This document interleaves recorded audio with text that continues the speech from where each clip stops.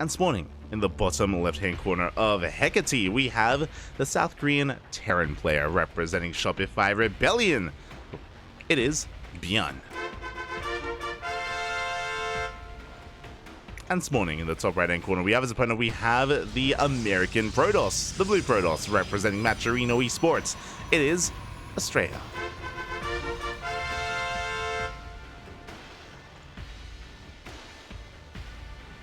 Here we go.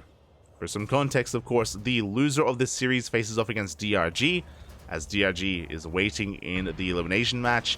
The winner of this series moves on to face off against Dark in the winners match.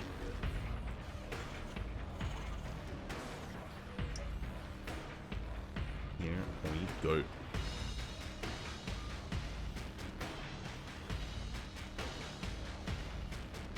For now, we're just getting into our openers. Looks like ByuN wants to go for something a little bit more economic, which we have seen quite a lot of amongst players like ByuN, Kyor, Maru.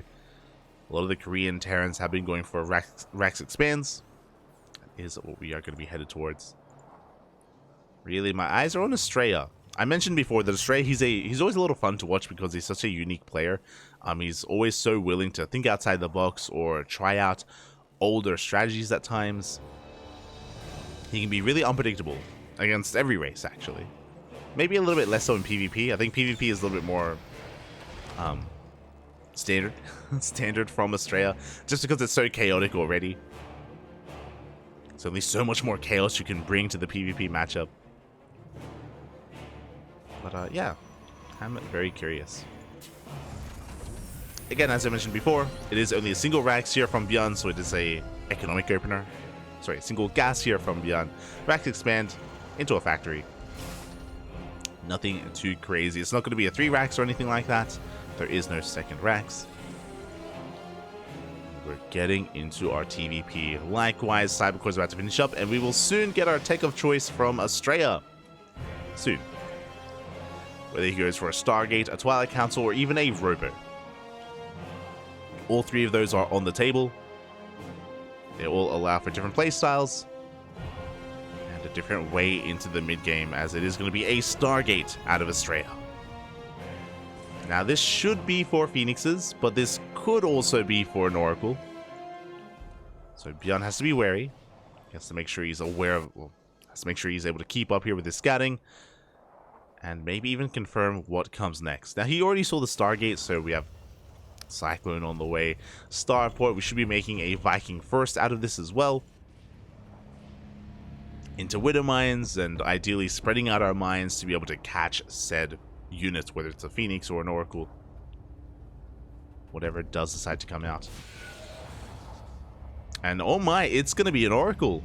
You know, I was only bringing up the Oracle just to like cover bases. Like it wasn't like I didn't actually think we would make them, but okay, it's going to be an Oracle first.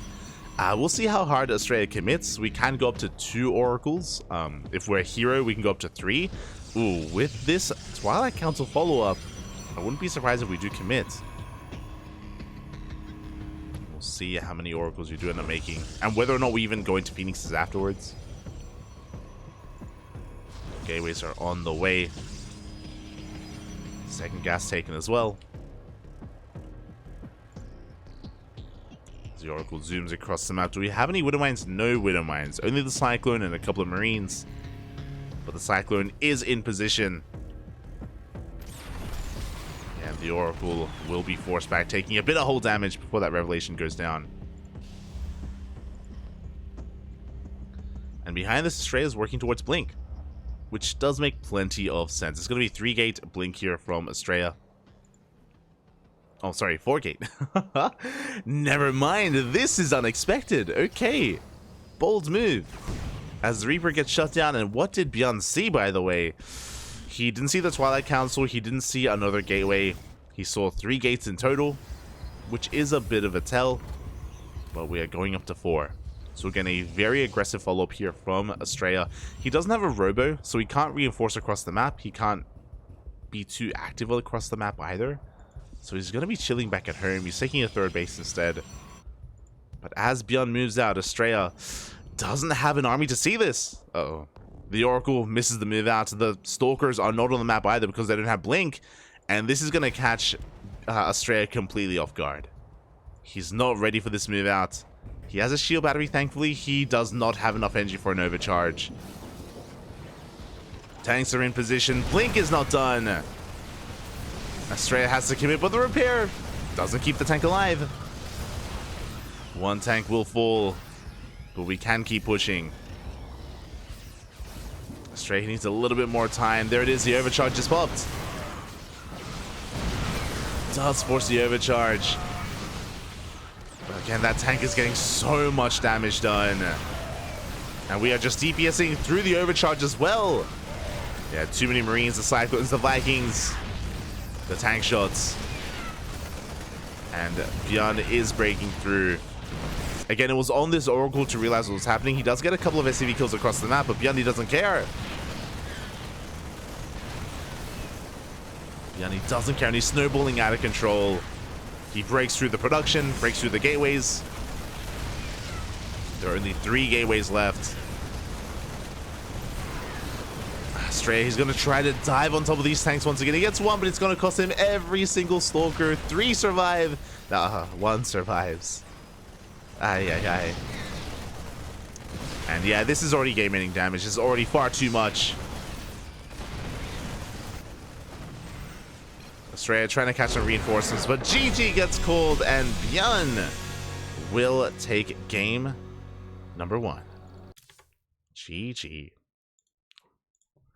And it's always rough when you... It does happen from time to time when it comes to Protoss players going for a Stargate opener and then very quickly switching into a Twilight Council instead. It is good to like catch your opponent off guard, true, but you do lack map control as a result, because typically with a Stargate opener we'd be making either additional Oracles or additional Phoenixes, right? Phoenixes, they move out, they gain map control, they shut down drop play, they contain your opponent to 2 bases. Or if ByuN were to move out on 2 bases, the Phoenixes at least would scout it. Astrea didn't see what was happening until it was already at his front door. He had no idea what was coming his way. He was investing into a 3rd base. He was waiting for upgrades. He was focusing on his Oracle control across the map. And he didn't realize just how much urgency there was to defend. Otherwise, we probably would have seen more shield batteries, more warp-ins, maybe a better setup, maybe moving the army forward to actually chip away at the forces of ByuN before he gets across the map. There's a lot that comes into play there, and yeah, Astrea, he just didn't know. Just wasn't in position, didn't see, didn't know what was happening until it was too late. And just like that, ByuN takes game number 1. Now we're getting into game número 2. It's going to be on hard lead.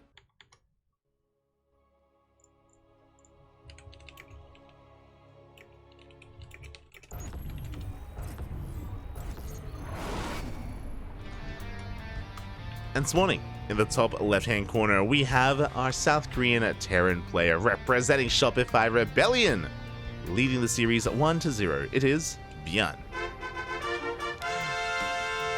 And this morning, in the bottom right-hand corner, we have his opponent. We have the American Protoss representing Matcherino Esports. It is Astrea. Well, I just realized a massive mistake.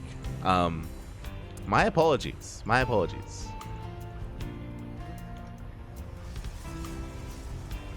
Oh, right. I just realized that I haven't been chained up. Haven't been chained up, Papi. We'll get there, we'll get there.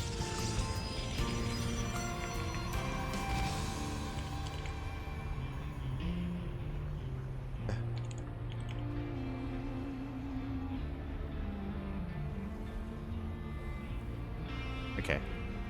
It's all fixed.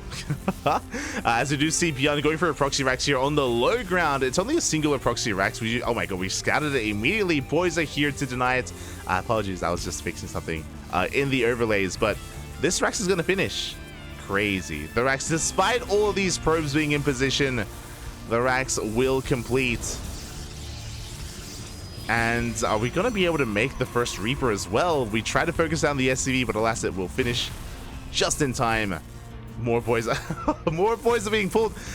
This is a bit much here from Astrea. And the reality is that he will not stop this Reaper. He doesn't have the DPS for it. Is this game?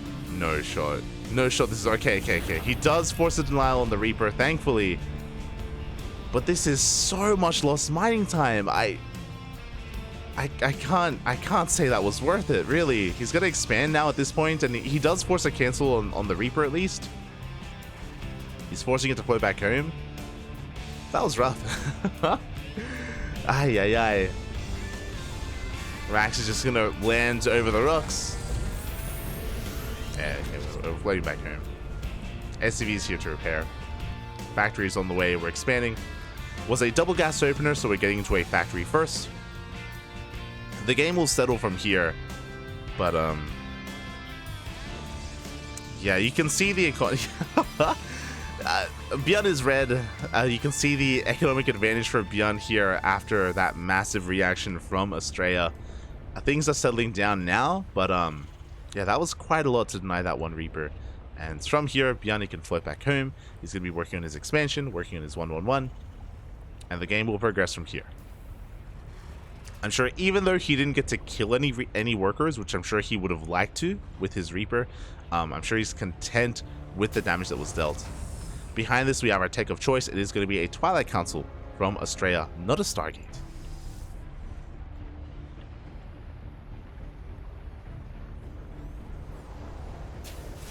Not going to be a Stargate follow-up here from Astrea. ByuN behind this, going for the tech lab on the starboard. Is he going for Banshees? I mean, ByuN and Maru, as well as Kior, they've all been going for these Banshee variations of openers recently, especially with the nerf and the change to Ravens. Banshees have their place, but we'll see if he goes for that or if he goes for a Raven instead. Meanwhile, back at home, Cyclone does arrive, going to be able to focus down 3 of those workers before dipping away. Getting even more economic damage done, and yep, it is going to be Banshees. We're doubling down and getting Cloak as well. Oh boy. Now, thankfully, Astrea, he doesn't delay his Robo too much. We have a Robo on the way, so he will have detection available. The reality is, you don't even need Cloak to get damage done with a Banshee. If your Stalkers aren't in position, even if you have an Observer around, you can still get a lot of damage done with Banshees in TvP. It's crazy, especially if Astrea moves out. Behind this, we're going for additional gateways. It's going to be 3 gates in total for the time being. 3-gate blink. Behind this, ByuN getting his 2-1-1, soon to be 3-1-1 setup, as his first Banshee is moving out across the map.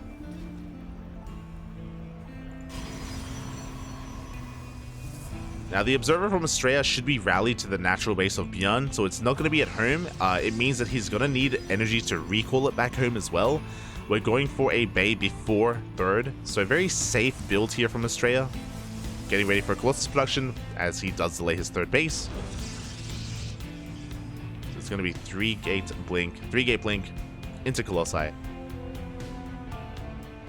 Pretty standard stuff here after the chaotic opener. But here comes that first Banshee. It has been spotted! Astrea sees, he knows.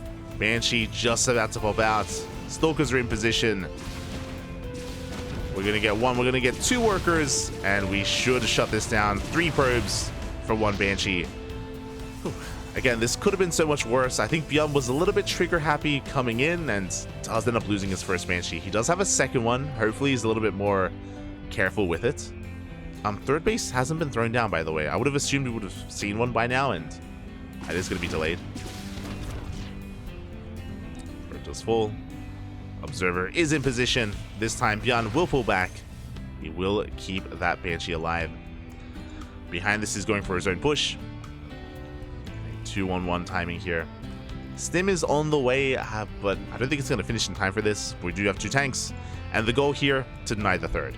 The 3rd was already delayed, so it's not going to take too much to force another cancel here. Likewise, the Stalkers are moving out. They're not in position. Yeah, the Stalkers, they race back home, and we should force that cancel. And from here, ByuN has to just unsiege and leave. Just unsiege. Oh, God, he's pushing in. I mean, Stim is about to finish. He's committing. Can he dive on the Colossus? I'm not so sure he can. But he's going to threaten a dive nonetheless. And gets the Observer. Does get the Observer. Second Colossus is on the way. The Banshee can always come in for a backstab. The tank's gonna try to create some breathing room for it. As he is within range of the gas guys. That's brutal, actually. Oh my god. Gas guys are under threat. Shield battery as well. Astrea going for a big counterattack as the Banshee does fall. Again, researching Cloak just wasn't quite worth it here for ByuN. Only got a handful of workers. We are going to be able to dive on this CC. Oh! Can we force a cancel? We do force a cancel. I see done here from Astrea. So he's keeping up in the economy. He's got 2. He's soon to have 3 Colossi. Charge still on the way. The Stalkers are coming back home. Now, can ByuN reinforce in time before Astrea collapses on this army? That becomes the question. Astrea getting ready to push in. We'll be losing the Observer. ByuN is coming in from behind. Oh my god, he's even within range of the bay. So we can see ByuN trying to drag the attention of the army towards these tanks. At the same time, ByuN going straight for the third base, and Astrea, he has to make a decision. He goes to save the third. As that happens, ByuN, he dips into the natural, gets on top of the bay, will focus it down, and he wants some workers as well. And Astrea, he can only defend one location at once. Taking some big volleys to the face. The Colossus are exposed. The Marauders, they go ham. They get 1. They're going to get a second Colossus as well. It only takes a handful of Marauders, and they can focus down as many Colossi as they want. Can they get the last one? Oh, they barely can't. But 2 is already worth it. No mining here at the natural. Barely any mining here at the third. The Colossus on its last legs. And ByuN, he can expand himself. Okay, really good split push here by ByuN. As he's getting even more probes.